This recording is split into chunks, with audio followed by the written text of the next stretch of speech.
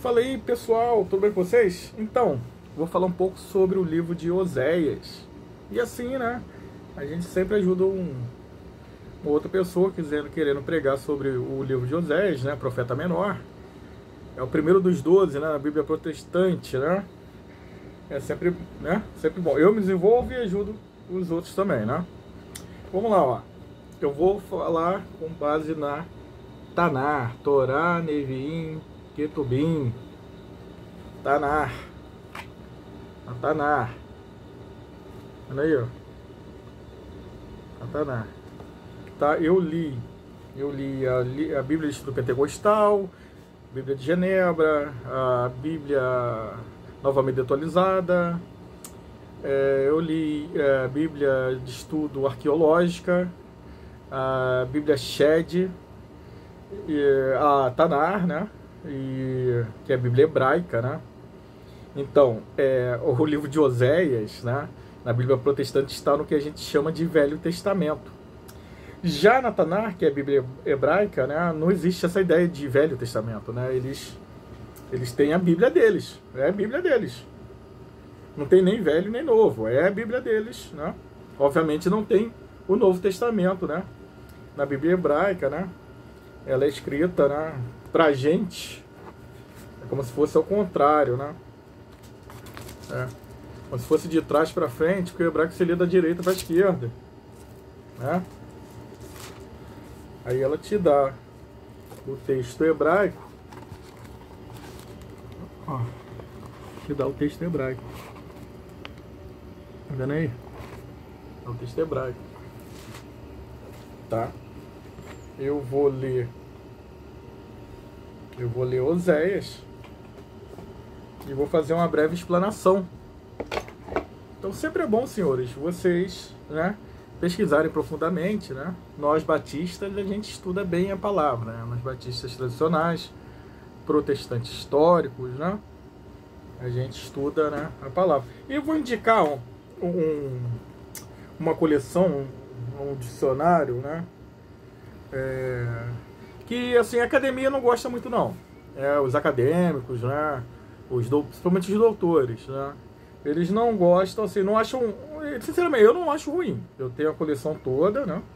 Obviamente sou suspeito, mas ajuda muito para fazer estudo, tudo que é um Antigo Testamento interpretado versículo por versículo do Champlin, né? Do Russell Norman Champlin, né? Se não me engano é Norman Champlin. Aqui, ó. Eu tenho tanto a coleção do Antigo completa como do Novo, tá? Eu indico da editora Ragnos. Olha aí, ó. Eu acho bom, cara. Assim, ajuda. Eu tenho um dicionário dele também, tem um outro dicionário de um professor inglês, tá? E aí assim a gente vai estudando, né? Quando puder, assistam vídeos, né? Para fazer estudo bíblico, para ter conhecimento do livro, né? Então é importante vocês pesquisarem, né? Feitas essas introduções, né? Vamos lá ao texto. Eu vou ler Oséias 14, né? Oséias, quais são as considerações iniciais que eu posso fazer sobre Oséias? Bom, a etimologia do nome, Rocheia. Algo parecido a isso, né? Eu não sou fluente em hebraico, né? Mas o nome em hebraico é Rocheia. O que significa Rocheia? Salvação. Salvação. É parecido com Josué, Yeshua, né? Yeshua. Só que Yeshua, né, Deus é Salvador, né? Já tem uma a ideia de Deus ser a salvação. E o Rocheia é salvação. Este livro foi escrito provavelmente, aí é situado entre 610, século VIII a.C., né? Tem outras datações prováveis para ele, né? O ministério dele foi mais ou menos 50 anos, né? Ele começa com o rei Jeroboão II, com Jeroboão II, tá? A gente está falando do reino do norte, né? O reino de Israel já estava dividido, tá? Então a gente está falando aí do parte norte, Samaria, né? Judá fica ao sul, Jerusalém fica perto de Judá, mais ao sul. Samaria é uma terra um pouco mais idólatra que Judá. Não que Judá não fosse, né? Judá também tinha idolatria, até porque o povo hebreu, ele surge num contexto politeísta, e eles continuam assim durante muito tempo, tá? Politeístas, né? E depois eles desenvolvem uma monolatria, né? Que é o reconhecimento de Deus Yahvé acima de outras entidades, né? Outros deuses com D minúsculos. Bom, me perdoem aí os especialistas, né? Mas Deus para mim é único, né? O único que é digno de receber a honra, a glória e o louvor. E eu não vou partir muito para essa técnica teológica não, tá? Até porque a gente trabalha com fé, né? Eu tenho fé no Deus único, né? Mas respeito opinião diversa, né? Então, assim, deuses com Ds minúsculos que para mim não eram deuses, né? Aí a gente tem Astarote, a Xerá, né? Que é fertilidade, né? Baal, e Baal virou um termo genérico para várias entidades. Baal, né? Que significa Senhor, né? Se a gente fosse traduzir, né? Baal é Senhor, né? E aí eu vou entrar nas nuances, né? Dessa realidade, né? Desse sincretismo religioso, né? Que ocorria já em Samaria. E Samaria tem um padrão um pouco mais idólatra que Judá. E em razão dessa idolatria, dessa traição a Deus, né? Foi nesse contexto que Oséias escreve. E assim, Oséias fala, na verdade ele recebe a mensagem de Deus para se casar com uma prostituta, né? Aí tem controvérsias, tem gente que sustenta que ela não era prostituta, ela se prostituiu posteriormente. Bom, não é isso que o texto está dizendo, não. Mas tem gente que sustenta isso. Tem gente que sustenta, e pode ser um pouco mais plausível, que ela seria uma prostituta cultual a Baal. Porque havia vários templos de Baal em Samaria, no norte de Israel, né? É um deus cananita e vários outros deuses do Império Assírio, né? E dos povos ali circunvizinhos. E ali, então havia um ritual envolvendo sexo, tá? Então não era uma prostituta comum, que tá ali atrás de dinheiro, não, ela ficava lá no templo, aí ela fazia práticas sexuais em razão de fertilidade, era uma orgia, gente, era uma orgia, mas era uma orgia que envolvia um ritual, tipo um culto, né? Aquelas coisas de antigamente, né? E Deus reprovava isso, né? Ofereceu animais, sacrifício humano, tá? E aí, falando em sacrifício humano, a gente tem que remontar a Abraão, voltar lá para Abraão, e a diferença do nosso Deus é tremenda, porque Abraão entende, né, que ele deveria sacrificar Isaac, não é? E aí ele, numa grande demonstração de fé, ele foi, né, sacrificar o filho dele, né? Só que aí ele é interrompido por Deus, né? Senhores, esse é o Deus de amor, é o Deus triuno que já se manifestava no que a gente chama de Velho Testamento, né, nos primórdios. E Cristo não pede que a gente mate outras pessoas, né? Deus não pede isso. Por isso foi impedido, né, o sacrifício de Isaac, mostrando que o nosso Deus é um Deus diferente. Mas tem mais, aí depois Deus manda matar, não sei o que. Olha, houve muita interpretação equivocada das ordens de Deus e uma fidelidade muito grande por parte do povo de Israel, né? Por parte dos judeus também, né? Por parte de Israel como um todo, né? Houve muita infidelidade e mesmo assim Deus sempre honrou a promessa deles, não só em relação a eles em si. Eles foram a porta de entrada, né? E isso depois se amplia para todo mundo. E na verdade sempre foi para todo mundo. Quando eu falo mundo, é o globo terrestre, todo mundo mesmo, entendeu? Então mostra, Deus não está pedindo para matar. Ele não quer sacrifício humano, ele é um Deus diferente. Inclusive, não quero imagens, não faço imagens do teu Deus. Por quê? Eles cultuavam lá as imagens, né? Tinham várias práticas. E esse Deus, que é o nosso Deus, ele é diferente, graças a Deus. Entendeu? Então, havia um contexto ali de sacrifício, de idolatria, de desvio do pacto divino, né? Deus prometeu Israel que se ela estivesse com ele, estivesse junta a Deus, né? Que Deus a honraria, né? E de fato, com todos os problemas daquele povo minúsculo que está lá em Israel agora, né? Comparado a China, Estados Unidos, Brasil, Rússia, né? Israel é um nada, né?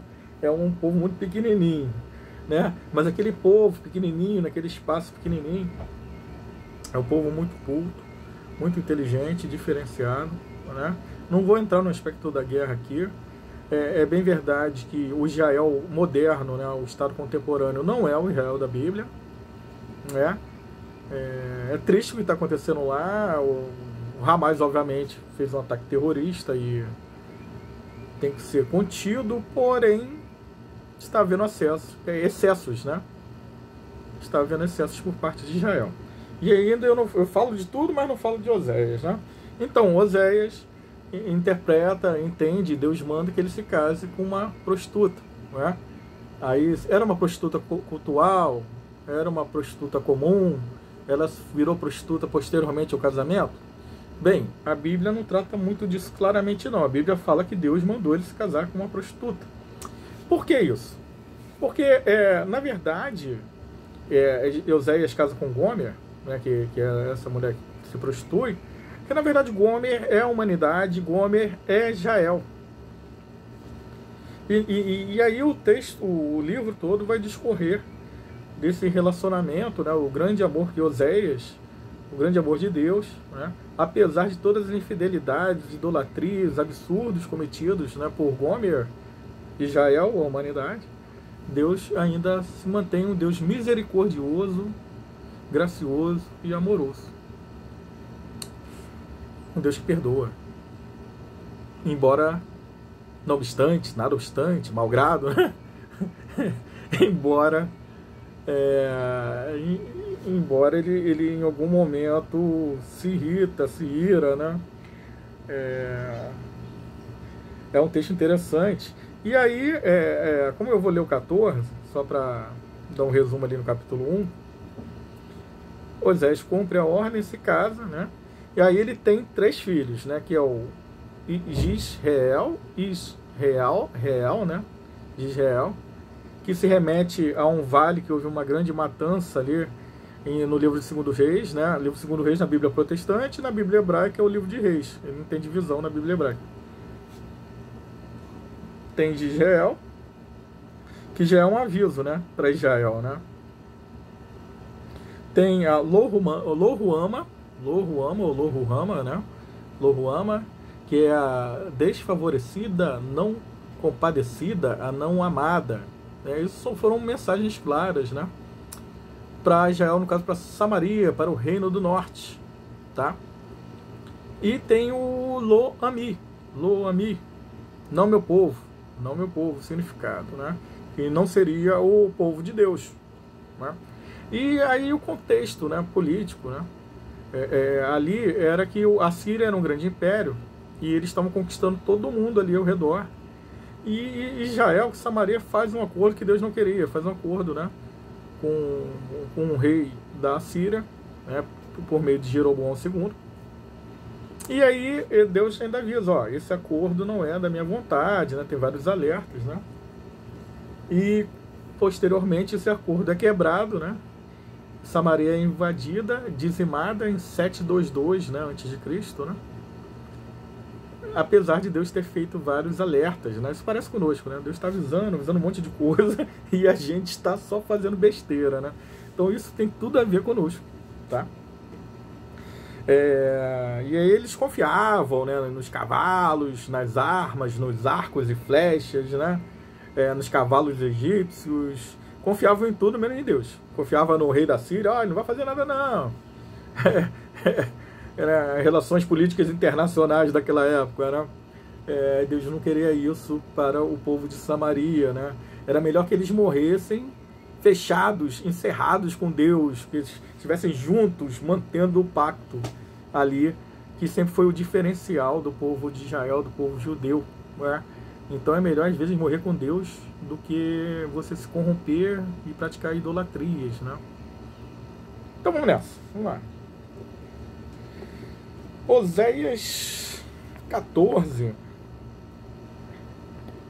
Oséias 14. Olha, tem um versículo 1 aqui que ele não é traduzido para as Bíblias comuns, né? Que diz o seguinte, ó: Chorom pagará por suas culpas, por haver se rebelado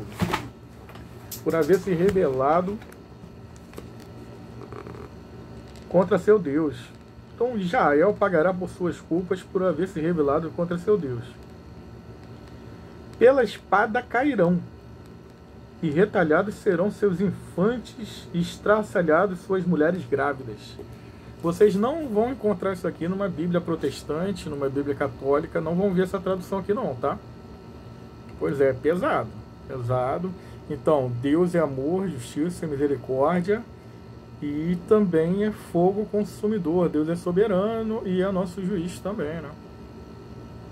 Então nós temos um Deus que nos admoesta por meio dos profetas, né, nesse caso no livro de Oséias. Um Deus que é amoroso, que nos dá oportunidades, que é justiça e misericórdia, mas haverá também, né, o juízo, né, o julgamento em algum momento. E aí é complicado, senhores. Então por isso que esse texto aqui, e é um texto oriental, escrito há 2.700 anos, que não vai entrar na nossa cabeça se a gente olhar com os olhos modernos atuais. Não vai entrar porque se a gente tentar interpretar com as ideias que nós temos atuais, nós vamos ser anacrônicos, né? Então é um texto pesado, né? Israel pagará por suas culpas, por haver se rebelado contra seu Deus. Pela espada cairão, e retalhados serão suas crianças, seus infantes, e estraçalhados suas mulheres grávidas. E aí? Deus é mau, Deus é cruel, né? É complicado. Eu não sei se ele é mau e nem cruel, não, cara. Eu diria que o povo foi muito infiel, cara. Mas nós não somos, somos. Então qual é o diferencial? O diferencial é o arrependimento, senhores. É a confissão, orar a Deus, confessar os seus pecados, mudar de vida e confessar os pecados uns aos outros, para que assim se cumpra a lei de Cristo, né? E o pedido de perdão. Se nós fôssemos mais humildes, o planeta Terra estaria melhor. Não diria sem problemas, mas estaria melhor. Então vamos lá. Depois desse versículo que é uma paulada, né? Retorna, ó Israel, retorna ao eterno Deus, ao eterno, teu Deus. Porque tua iniquidade provocou todos esses tropeços.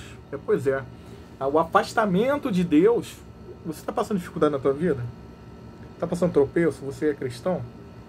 Será que não é falta de você cumprir o que a Bíblia nos diz, o que a Bíblia prescreve, o que a Bíblia ordena? Serve para mim também, tá? Será que isso não é fruto, esses tropeços que a gente passa da nossa infidelidade, ou às vezes da nossa idolatria ao culto porque era estético, um carro novo, uma mulher bonita, e como homens se perdem com mulheres bonitas ou mulheres com homens bonitos? Será que são essas pessoas que Deus quer para você? E essas pessoas bonitas, belíssimas, será que elas não têm valor? Deus os ama todos, né? A diferença é onde está teu coração. Né? A gente sabe, quem é rico geralmente vai casar com uma mulher bonita, ué. Ou com um homem bonito, né? É a estética, é o poder, é o dinheiro. Agora, será que isso é mais importante para nossa vida? Entendeu? Porque eu tô falando de casamento também, porque os tem tudo a ver com casamento, né? Deus ordena que ele case com uma prostituta e vira uma história exemplo mostrando, né? Toda a infidelidade do povo israelense, né? Toda a infidelidade dele. E Oséias se casa com Gomer, ela o trai, tem um momento de separação e divórcio, e mesmo assim Oséias vai atrás dela e encontra ela toda suja, esfarrapada no mercado de escravos, paga o preço do resgate por ela. E esse é o nosso Deus que paga o preço do resgate por nós. Um livro profético, um livro que aponta para Cristo, né? E Cristo paga o resgate por nós, né? Pela cruz, né? Pelo João 3,16.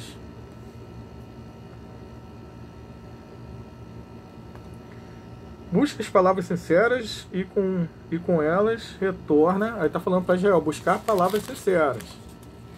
Vai pelo caminho da sinceridade, Israel. Esse está falando aqui. E retorna ao Eterno. Diz-lhe, perdoa a nossa iniquidade e aceita a nossa boa intenção e aceita o pronunciamento dos nossos lábios em substituição à oferta de novilhos. Senhores, pessoal, vamos lá. Comum, o povo de Israel e vários outros povos antigos iam para templos para fazer o quê? Sacrifício. Levava novilho, sacrificava, né? Para agradar a divindade. No caso, eles sacrificavam o novilho, né? Para Deus, né? Algo nobre, que tinha grande valor, e sacrificavam para Deus, né? Para agradar a Deus segundo o coração deles, segundo o entendimento deles. Aí você tinha oferta de cereal, oferta de novilho, né? Então, o que Deus está falando aqui, ó? Deus está sendo claro, ó. A orientação é para que eles falassem isso para Deus. Senhor, perdoa a nossa iniquidade e aceita a nossa boa intenção e aceita o pronunciamento dos nossos lábios em substituição à oferta. Então, meu irmão, não é só oferta, não. É viver verdadeiramente com Deus e seguir os mandamentos de Deus. Quais são? Êxodo 20, senhores, um deles. Outra coisa, o povo, o judeu, o povo israelense, ele tem 613 diretrizes, né? Muito difícil de cumprir, por isso que veio Cristo, veio a Era da Graça. Mas eles eram infiéis ao Deus Yahvé. Eles cultuavam Baal e praticavam sacrifício de crianças, sacrifício de homens, sacrifício de mulheres e ainda faziam cultos, rituais envolvendo sexo. Olha que absurdo. Adoravam imagens. E a gente faz isso hoje em dia, né?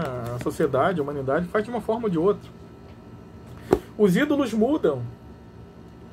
O Deus Mamon, o apreço ao dinheiro continua.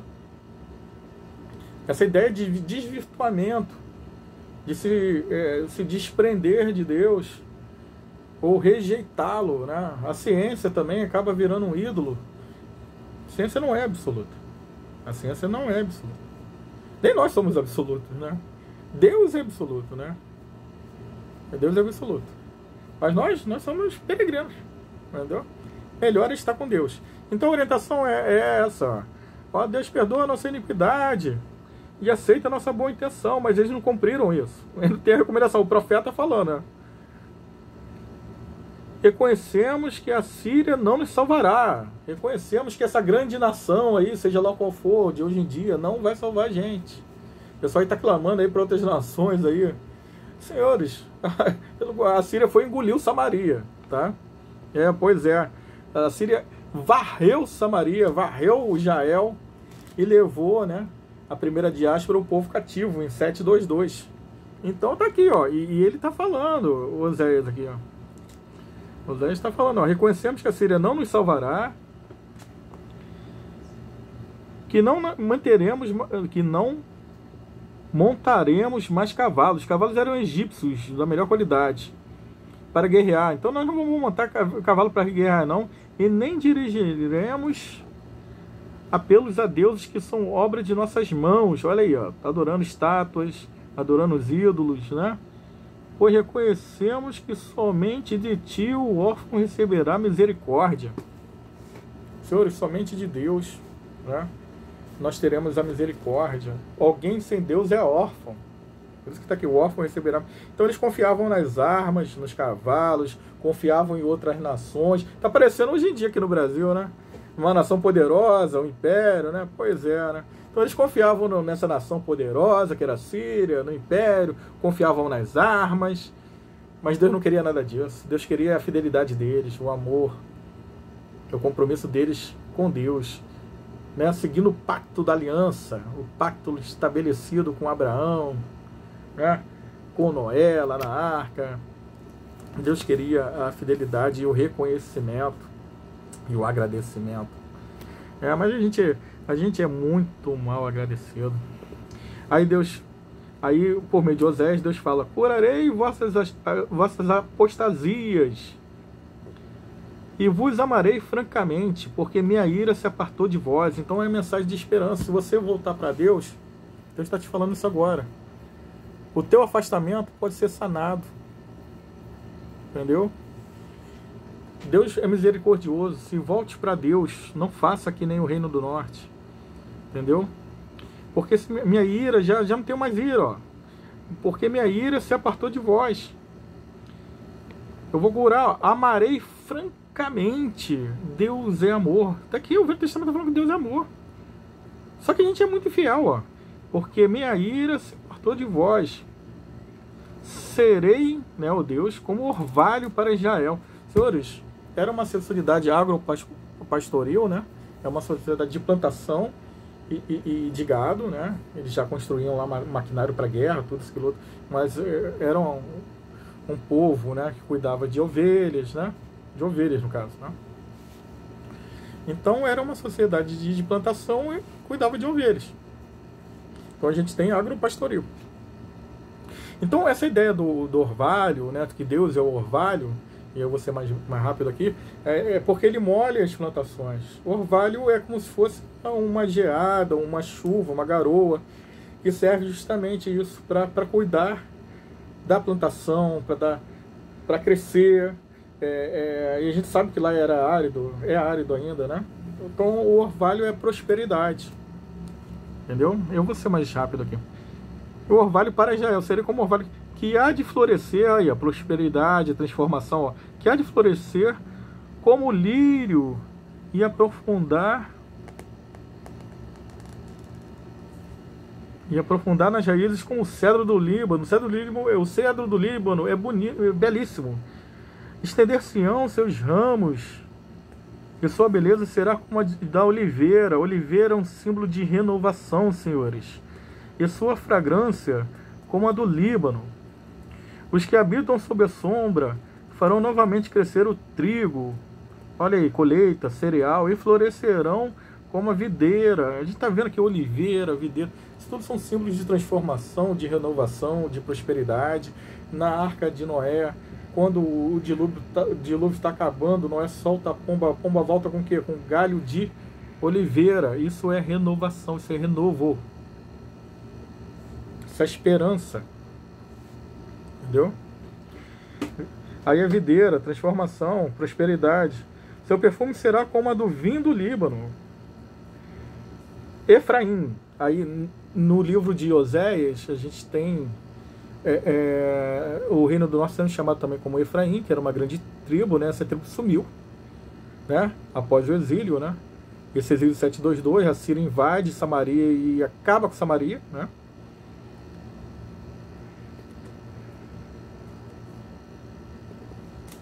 Acabou com Samaria. Efraim, para que... É que eu estou com problema de vista, galera. Para que haveria eu agora de querer ídolos? Quanto a mim, eu lhe responderei e observarei.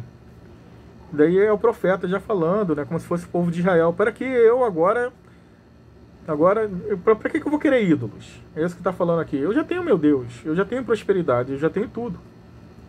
Aí lhe responderei e observarei. Sou como o cipreste, aí já é Deus. Sou como o cipreste, né, sendo verde. Então, é uma árvore que sempre dava frutos, sempre sendo verde. De mim provém teu fruto. Olha, de Deus provém o fruto de Israel. Quem é sábio, aí já é uma chamada, né? Quem é sábio que possa compreender tudo isso. Quem é prudente que saiba reconhecer. Reconhecer o quê? O valor de Deus. A prosperidade, reconhecer o valor de Deus, reconhecer que Deus nos abençoa apesar de nossa infidelidade, que o amor de Deus é perene, é constante, é duradouro, é misericordioso, e mesmo assim nós continuamos infiéis, né? Porque retos são os caminhos do Eterno, retos são os caminhos de Deus, por onde em segurança caminhos justos, e onde cambaleiam e tropeçam os malévolos. Vamos lá, senhores. Agora uma aplicação muito prática, né? Aqui está falando que o caminho de Deus é reto e o justo não tem problema com esse caminho. Ele já anda na retidão. Quem é mau tropeça no caminho de Deus, porque é injusto. porque é avarento, porque é mau, porque é egoísta. E o povo de Israel era assim, a humanidade é assim, né? Vamos lá, senhores. Se você está com algum problema no casamento, ou se você está com problema no seu trabalho, Deus é a solução. Retorna, volta para Deus se você se afastou. Se você não conhece Deus, essa história se cumpriu, tá? Essa história de Samaria, eles foram infiéis, foram dizimados, mas mesmo assim Deus deu esperança de misericórdia, e depois o povo foi reunificado, tanto que o Estado de Israel está aí, né? Concordando ou não com algumas coisas, tudo, mas o Estado de Israel está aí, tá? Não estou falando que eu concorde ou discorde, não. Estou falando que se alguém está escutando, eu não gosto de Israel. Bom, é melhor compreender as coisas antes de falar se não gosta ou desgosta. Ore pelos palestinos, né? Ore por Israel, pela Rússia, pela Ucrânia, pelo Brasil, e por tudo. Há várias guerras que a gente nem sabe que estão acontecendo no mundo, né? Mas a mensagem é: Deus é misericordioso, o seu amor é perene, a sua misericórdia também. Para isso a gente tem que buscar uma vida em retidão, e não é fácil essa vida em retidão. Seu casamento pode ser restabelecido, restaurado, renovado, tá? Assim como o de Oséias, e olha que, sinceramente, cumpriu o que Oséias fez: casar com uma prostituta, ter 3 filhos, né? E há quem diga que alguns filhos nem eram dele, né? Olha a situação. Olha como é que a Bíblia não esconde os problemas das suas personagens, né? O pessoal ataca tanto a Bíblia, mas atacam por desconhecimento. Disse uma vez um sábio o seguinte, que pouca ciência te leva ao ateísmo, mas muita ciência te leva a Deus. Pois é. Reflita sobre isso. Bom, eu não sou nenhum sábio nem nada. Eu sou um irmão em Cristo que quero levar a palavra de Deus às pessoas, né? A gente estuda, a gente pesquisa. Dá para fazer algo mais aprofundado em relação até ao Oséias 14, em relação ao livro tudo. Não tem tempo, porque é muita coisa, né? Para falar sobre Oséias. Oséias é citado por Pedro, por João, salvo engano, Tiago também, eu não me lembro. Ele é citado no Novo Testamento também, né? Então, o que eu peço é que você enxergue a misericórdia, a providência divina, às vezes até mesmo a prosperidade. Tem gente que é rica e querendo se matar, entendeu? E essa não é a proposta de Deus para você. Deus é um Deus amoroso, apesar de nossa infidelidade. Vamos orar. Senhor Deus, nosso Pai, Senhor, essa mensagem aqui em Oséias, olha que mensagem, né? Casar-se com uma prostituta, ter filhos, né? Ser traído, talvez o filho nem fosse dele, alguns ali, né? E mesmo assim, Oséias, no final se separa, depois volta e resgata. Então houve ali perdão, houve a graça, houve o teu amor, meu Deus. Então restaura casamentos, restaura famílias, renova nossas forças, em todos os sentidos, que não sejamos infiéis a Ti, e que a gente seja igreja com todos os defeitos, mas que a gente seja igreja, que a gente sempre se reúna para Te adorar, para Te louvar e para Te engrandecer. Ser engrandecido, ó Deus da nossa vida, nossos lábios sempre Te exaltarão. Sim, Deus, o Senhor é a nossa rocha e a nossa segurança, é o nosso refúgio. Seja com todos. Oramos no Teu nome, amém, meu Deus.